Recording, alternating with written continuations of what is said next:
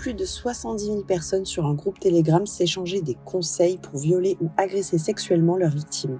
Ce sont les révélations d'une enquête du collectif d'investigation StrongF, liée à la radio publique allemande ARD, dans un documentaire mis en ligne sur YouTube le 18 décembre intitulé Le réseau de violeurs sur Telegram. Dans cette enquête, qui a demandé plus d'1 an de travail, les journalistes Isabelle Beer et Isabelle Streu ont découvert l'existence de plusieurs groupes, dont un comptant plus de 70 000 hommes de nationalités différentes.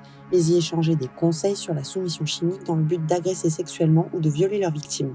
Ils partageaient aussi des liens pour acheter les substances nécessaires ou encore des photos et des vidéos de viols et d'agressions sexuelles auxquelles ils avaient participé. Selon le média, dans la majorité des cas, les victimes venaient de l'environnement familial des utilisateurs, leurs femmes, leurs sœurs, leurs mères, leurs compagnes, etc.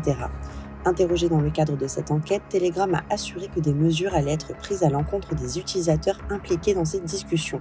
Le manque de modération de Telegram est fortement mis en cause ces derniers mois. Le PDG du réseau social, Pavel Durov, a été arrêté puis mis en examen en France en août 2024. C'était suite à une enquête policière révélant l'implication et le manque de coopération de la messagerie dans diverses affaires d'après Le Monde.